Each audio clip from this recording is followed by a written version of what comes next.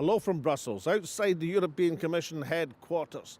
Now, it's a common conceit in the United Kingdom that all the Prime Minister has to do is somehow cobble together a steady parliamentary majority in favour of some sort of deal to exit the European Union, and then everything will be hunky-dory.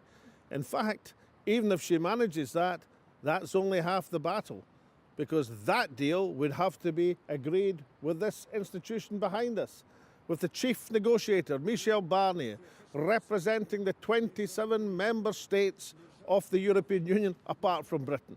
And thus far, over the last 2 years, Michel Barnier has been running rings round UK negotiators. He has two clear objectives. One is to make sure that whatever deal is done with the UK, it's not as good as that for any member state.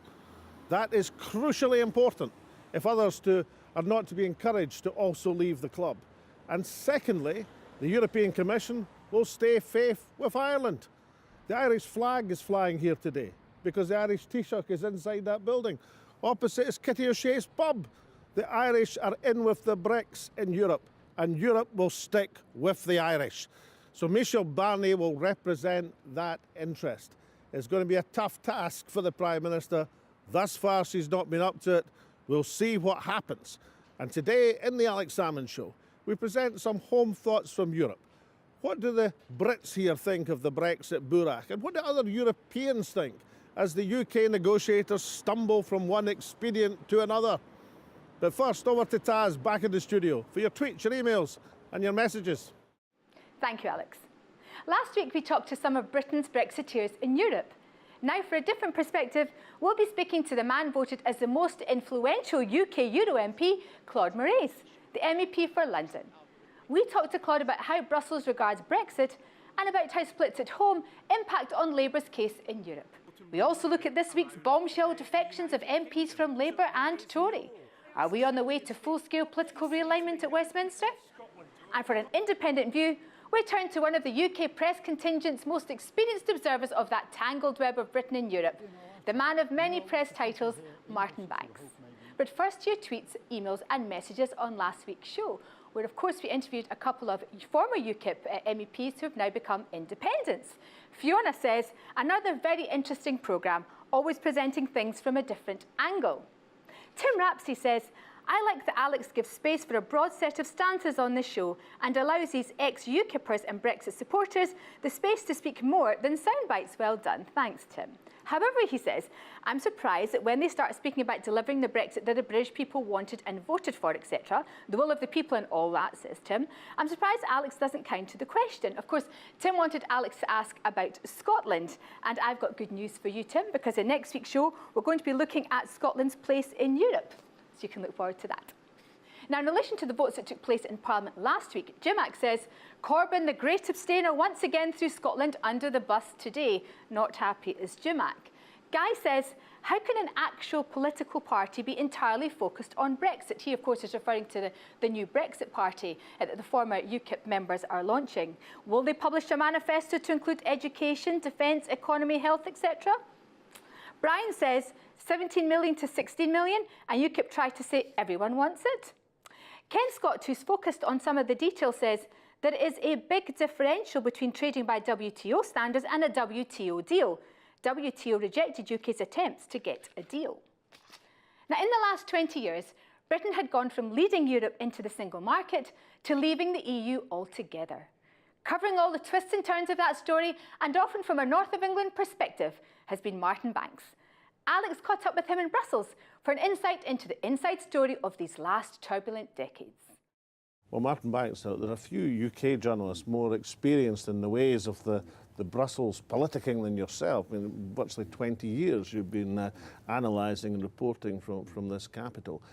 Did you ever think, when you started off as a European correspondent for a variety of newspapers, that you'd actually get to a position where you were commenting on this long process of the UK withdrawing from the European Union altogether? Well, I came from a background of working on mostly regional papers in the UK. It's interesting how the distinction between the way the EU is reported maybe at regional level on local press in the UK and at national level, where there's a really huge difference. The regionals in the UK they take, I think, did or probably still do, a generally sympathetic approach. They concentrate on what the European Union was doing for their region as opposed to the wider geopolitics. Exactly, that's a great way of sort of describing it, I think. So I came from that regional newspaper background. I had a certain uncertainty about the EU. The biggest one was a sort of a lack of ignorance, really, on my own part about how the EU works, what it's about, what it does. There wasn't the sort of communications machinery that it now has, which is absolutely massive. And you think that was fairly common of how the European Union was reported? I mean, one thinks of the constant references to the Brussels bureaucracy. In fact, the Brussels bureaucracy numerically was less than the Scottish Government's bureaucracy in terms of numbers. Exactly, yeah. That's one example. There could be lots of others. I used to work in Birmingham for 12 years, where the bureaucracy apparently is almost the same size as the one here in Brussels, with the Commission, the Parliament, the Council combined. The number of civil servants, or functionaries as they're called here, of course, are pretty similar between the two, Birmingham and Brussels. And once I started working here, I realised just how important the EU is, the institutions are, the numbers of people that are employed in the EU and related bodies. That was nearly 20 years ago. It's increased many times since. So that gives you an idea of sort of just how important the EU is as an entity, as a source of employment in this city alone. Back in Birmingham, for instance, a population not dissimilar to Brussels, by the way, about 1 million. There are good comparisons to be made. As somebody who's, if I can use the phrase, gone native in Brussels, being a UK correspondent for so many publications over the years, how do you gauge the reaction to what's happening with this interminable Brexit process? I mean, have other nationalities in this capital city of Europe, have they lost count? Is it like some interminably long football match that's never coming to a conclusion? I mean, where are people with their attitude to it now? Well, it's a great question, and I ask this question from time to time over what has been as you say, sort of an incredibly protracted period now. No one could have imagined just how tortuous the whole thing would be. I take the view that even from my early days here, the mentality I brought, that the UK was always slightly, I call it semi-detached member of the EU, and never really quite fully engaged, fully as fully enthusiastic as it might have been, or certainly compared with several other member states. It's had lots of opt-outs, it's had sort of exemptions from this, that and the other. So I think that the UK generally, whether you break that down into the English, the Scots, the Irish, I think has been seen with a certain degree of curiosity. Its role in the EU, its role in Europe, as we may call it. Is there an exasperation? I mean, Donald Tusk's phrase of a couple of weeks back, a special place in hell for the Brexiteers who engaged in this without really a scintilla of an idea of where it was going. Does that reflect a total exasperation from top to bottom about the UK's attitude? What are people thinking? Are they thinking now, just for goodness sake, just let's get this over with? I think the actual approach to the UK and what may have been a certain degree of understanding, sympathy even, for some of the issues that were raised, voted upon by the Brits back in 2016. Certainly a certain empathy with that maybe. I think that's gradually changed now, and that's eroded, and there is a large chunk now, a large degree of frustration and annoyance and bordering on anger, which may have partly, presumably, explained the slightly uncharacteristic outburst from Mr. Tusk, who is generally seen here in Brussels as very supportive of Great Britain.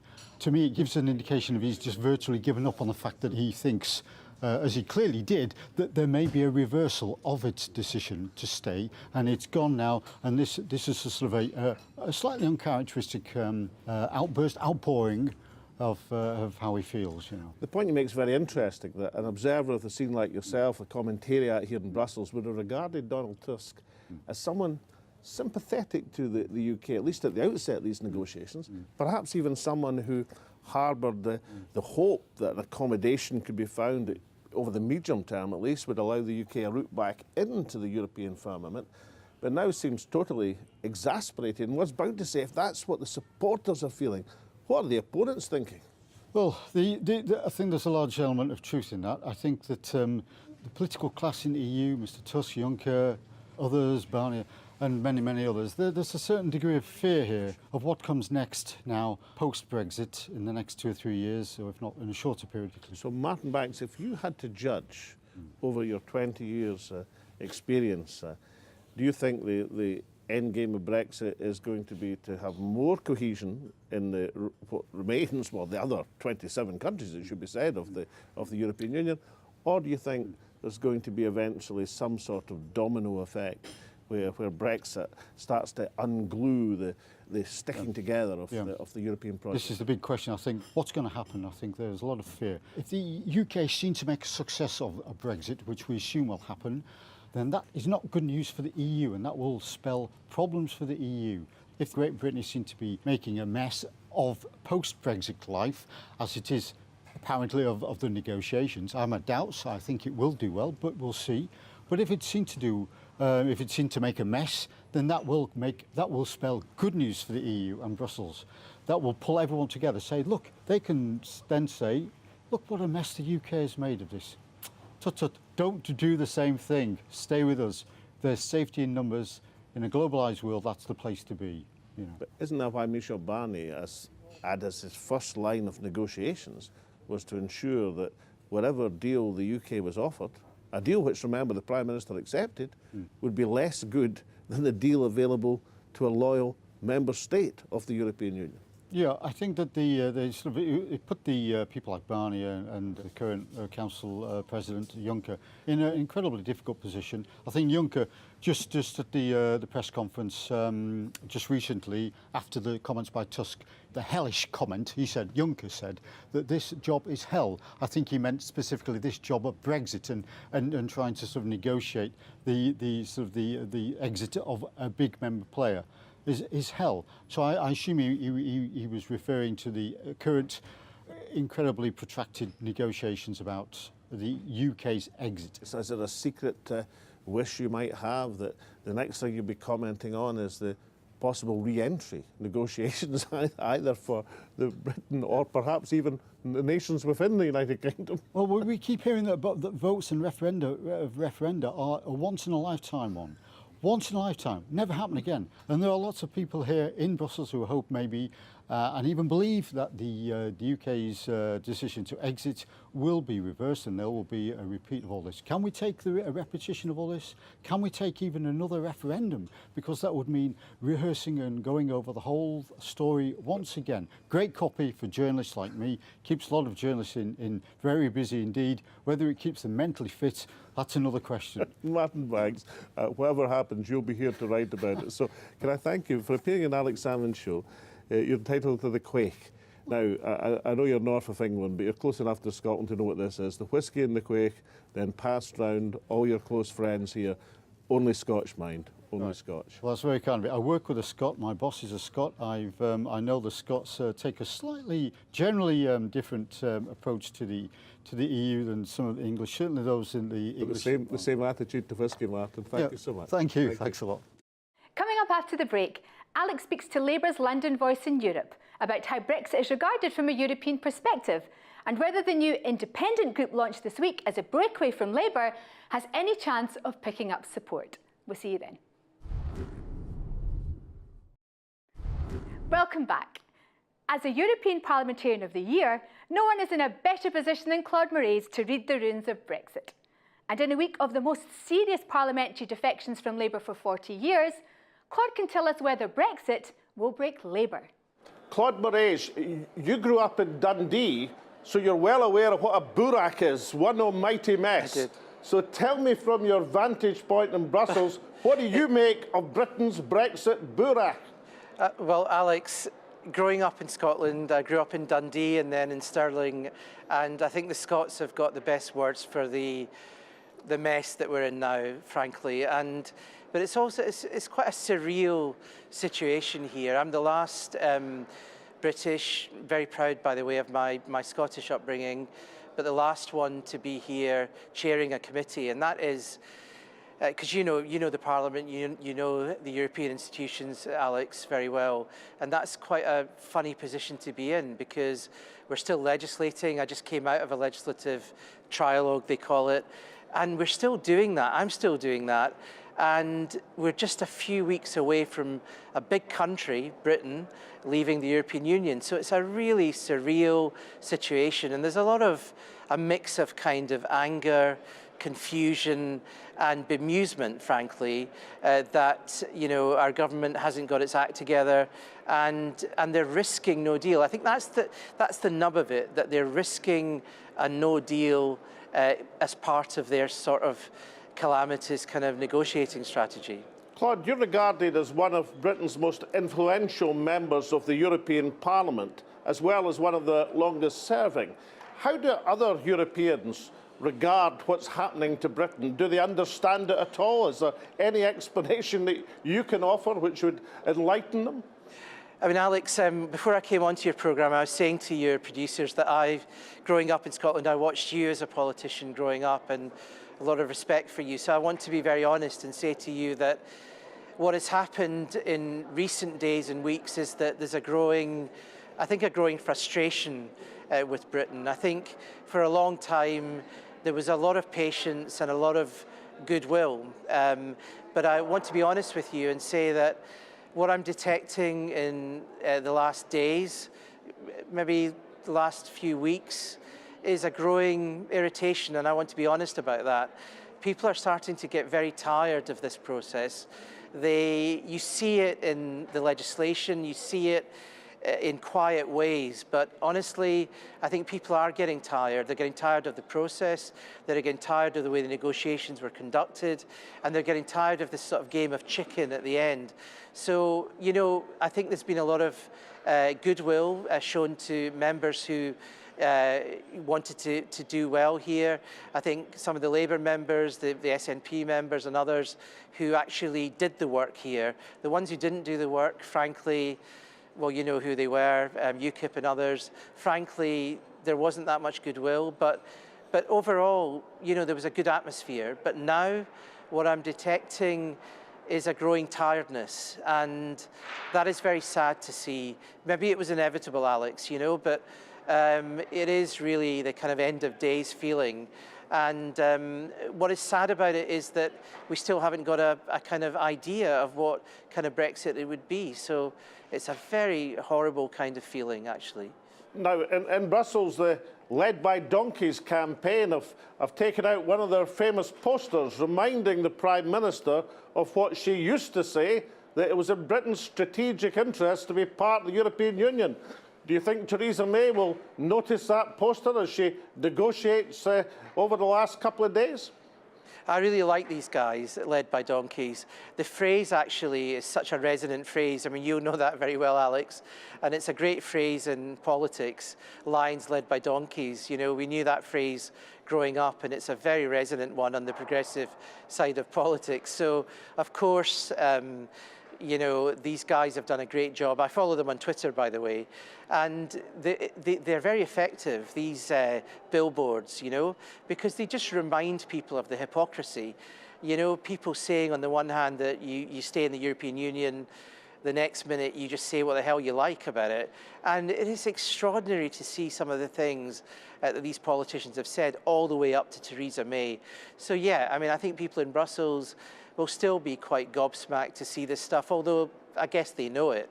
But yeah, these guys have done a great job with a ladder and some paste and some billboards. Good luck to them. I follow them on Twitter, and long may they keep doing it. Now, Monsieur Barnier, the European Union's key negotiator, still seems genuinely confused as to what it is that the British government actually wants. Are you in a position to enlighten them? I spoke to Michel Barnier last week. In fact, on my Twitter feed, people will see me sitting with him, talking to him.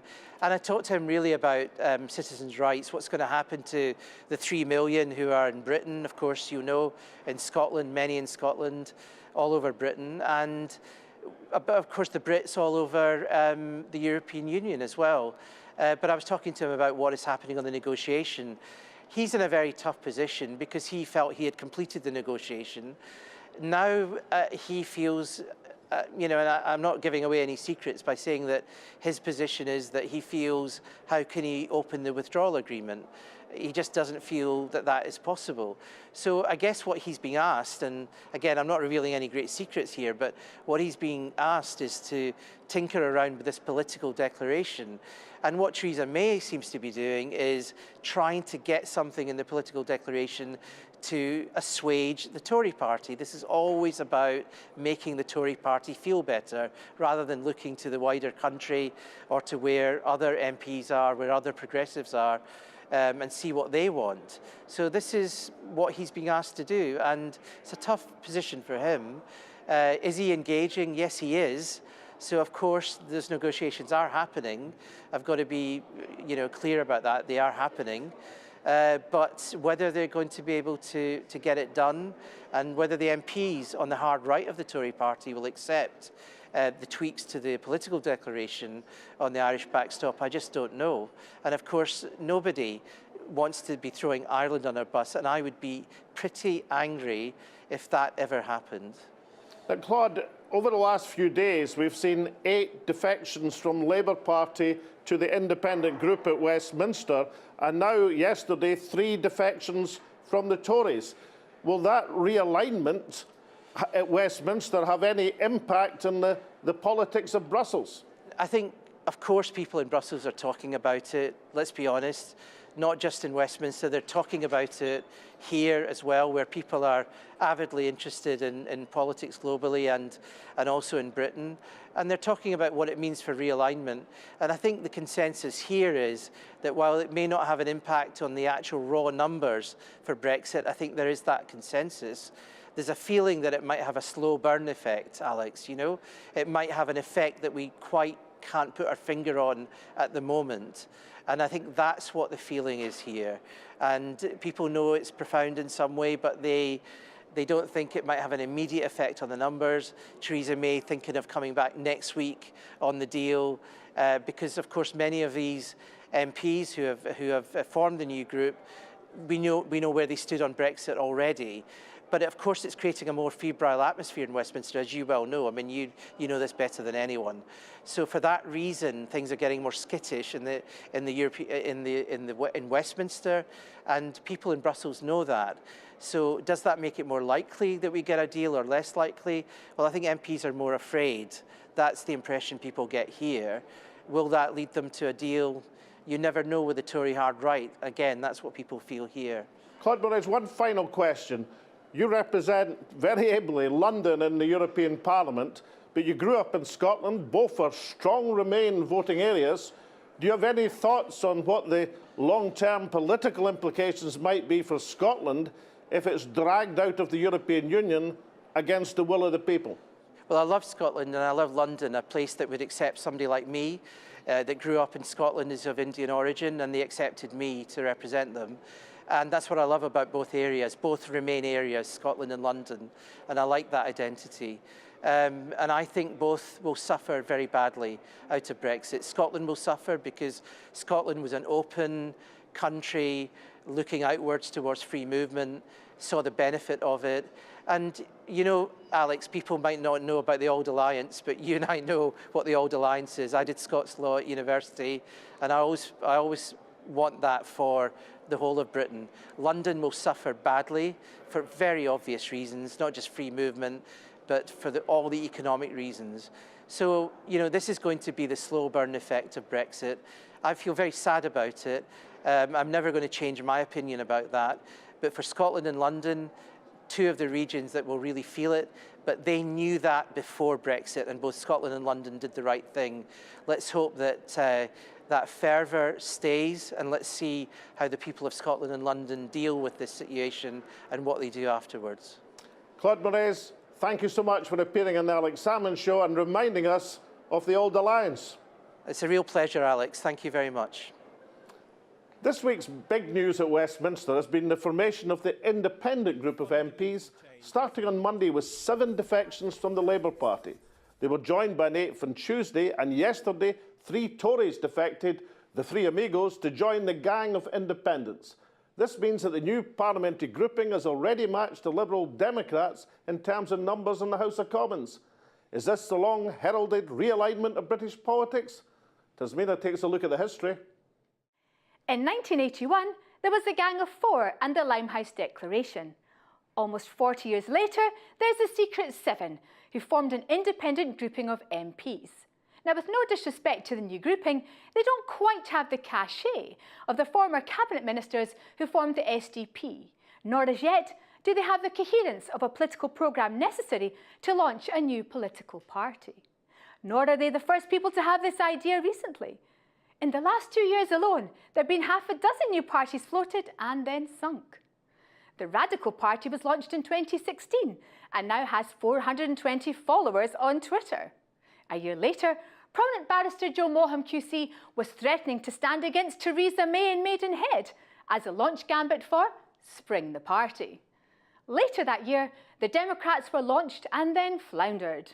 By late 2017, the Radicals were the chosen title of Jeremy Cliffs of The Economist, but he then resigned from his own party.